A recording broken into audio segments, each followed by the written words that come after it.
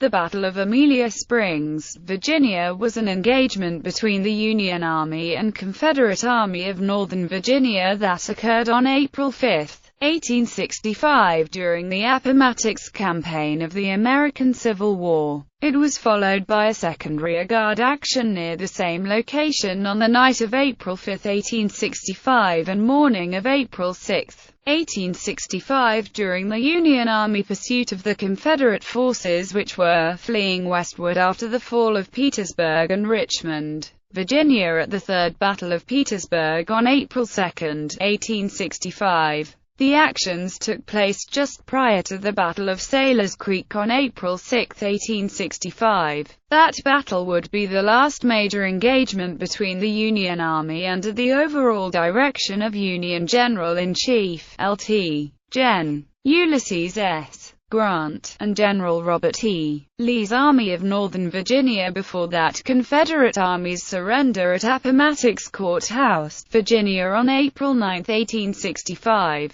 On April 5, 1865, Confederate cavalry under the command of Brig. Gen. Martin Gary, reinforced by cavalry from the divisions of Maj. Gen. Thomas L. Rosser and Colonel Thomas T. Manford, which were under the overall command of Maj. Gen. Fitzhugh Lee, counterattacked a brigade of Union cavalry led by Brig. Gen. Henry E. Davies, Jr. Davis Brigade was part of the division commanded by Maj. Gen. George Crook, which in turn was under the overall command of Maj.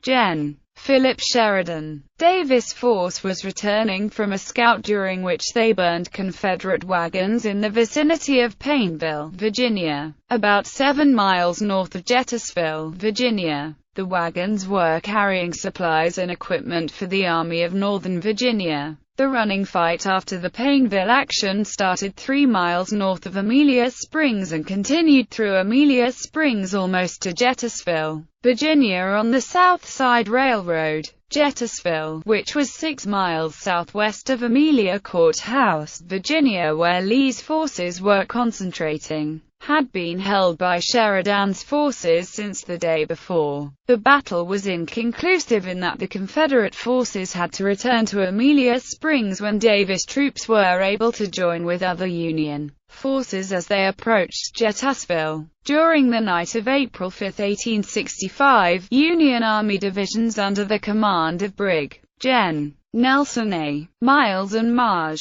Gen. Gershom Mott fought a minor and inconclusive action against the Army of Northern Virginia rearguard commanded by Maj.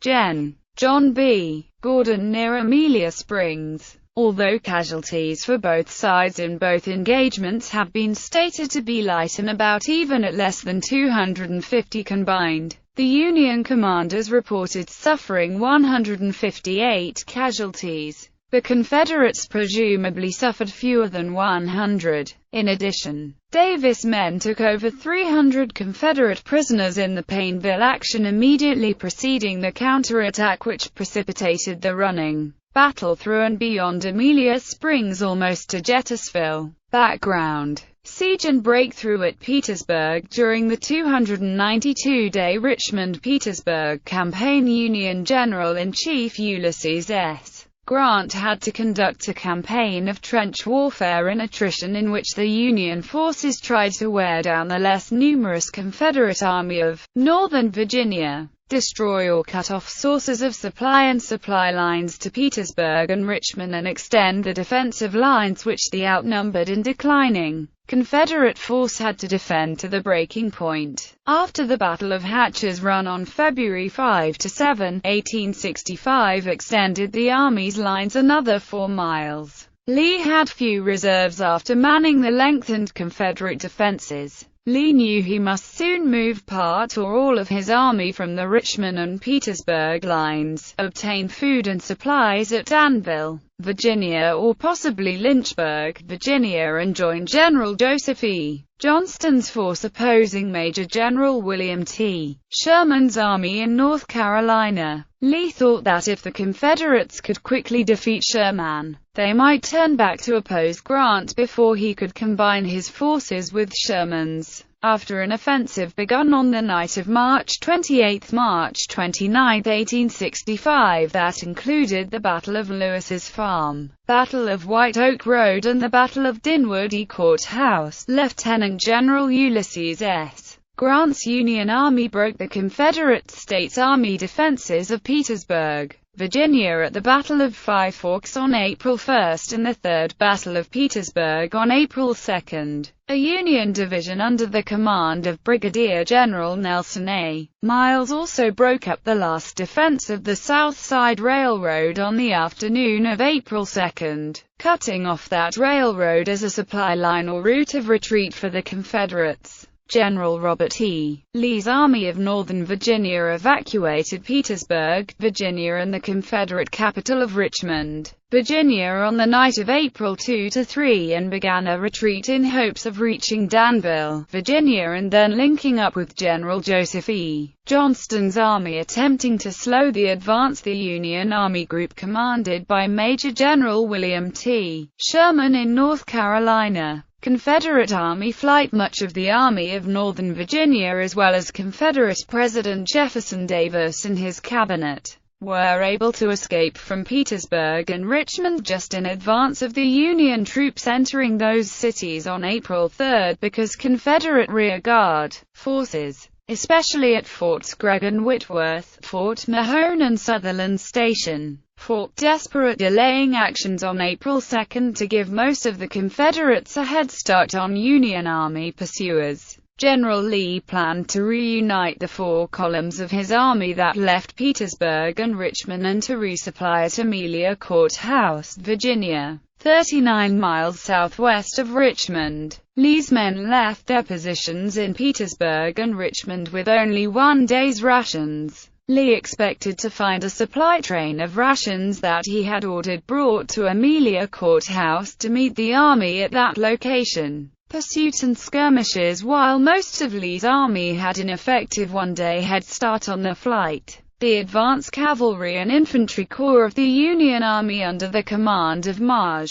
Gen. Philip Sheridan were able to keep Lee's forces to their north by pursuing Lee on a parallel course to their south. Union cavalry harassed and skirmished with Confederate units almost from the outset of Lee's army's march from Petersburg. On April 3, 1865, advance units of the Union cavalry fought with rearguard Confederate cavalry at the Battle of Namozina Church. On April 4, 1865, the opposing forces skirmished at Beaver Pond Creek or Tabernacle Church and at Amelia Courthouse. Meanwhile, Sheridan's forces occupied Jettisville and Burkeville Junction. Battles of Amelia Springs. First engagement. Lee had hoped to find a supply train at Amelia Courthouse, Virginia, 39 miles southwest of Richmond, but when he and his forces arrived there on April 4, 1865, he found that the train contained only ordnance, ammunition, caissons and harnesses.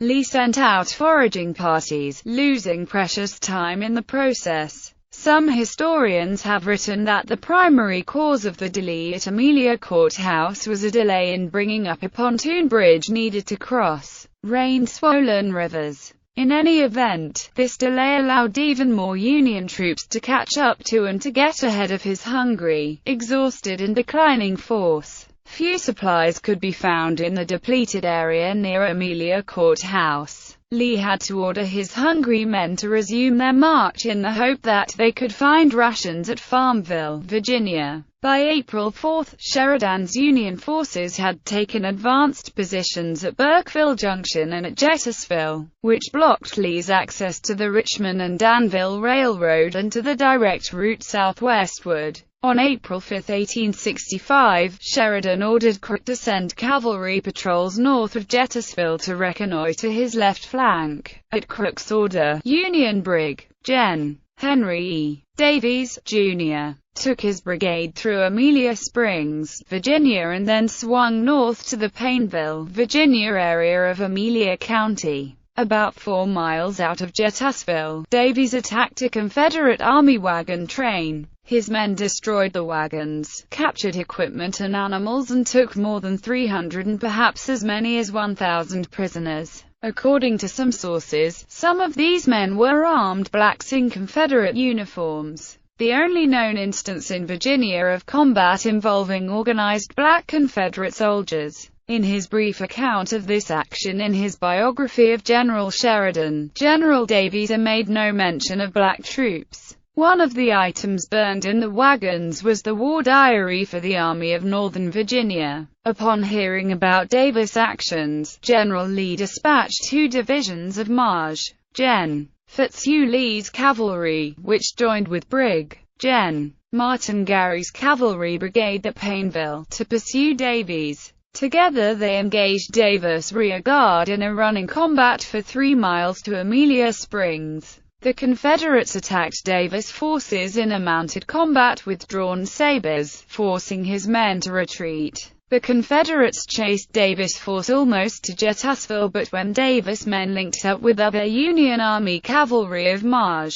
Gen. Crook's main force, Davies was able to retain his prisoners, mules and cannon, and the Confederates returned to Amelia Springs for the night. Confederate cavalry continued to skirmish with Union forces at Jetersville, and Confederate infantry demonstrated during the afternoon of April 5, 1865. The apparent purpose of these actions, after Lee discovered that the road and railroad to Burkeville was blocked by Sheridan's forces at Jetersville, was to cover for the continuing movement of the Confederate Army west toward Farmville. Lee ordered supplies sent to this location from Lynchburg. Second engagement. Casualties during the night of April 5, 1865 and morning of April 6, 1865. General Lee began to march his army from Amelia Courthouse, through Amelia Springs, toward Farmville. 2 Union Army divisions under the command of Brig. Gen. Nelson A. Miles and Maj. Gen. Gershom Mott of the corps commanded by Maj.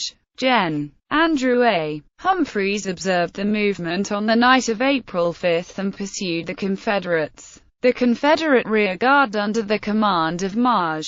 Gen. John B. Gordon held off the Union Army attack and continued the march west while the Union forces stopped to rest for the night. During the engagement, Maj. Gen. Mott was wounded and Brig. Gen. Register Trebriand took command of his division. Aftermath. The Union forces suffered between 116 and 158 casualties in the Amelia Springs engagements. Confederate casualties are unknown but have been presumed to be fewer, perhaps less than 100. In addition, the Confederates suffered the loss of those soldiers and teamsters captured in the attack on the wagon train at Painville. Maj. Gen. Meade thought that the Confederate Army remained concentrated at Amelia Courthouse and, despite the suspicions of Grant and Sheridan that the Confederates had moved on, sent the Army of the Potomac infantry in the direction of Amelia Courthouse in the morning of April 6, 1865.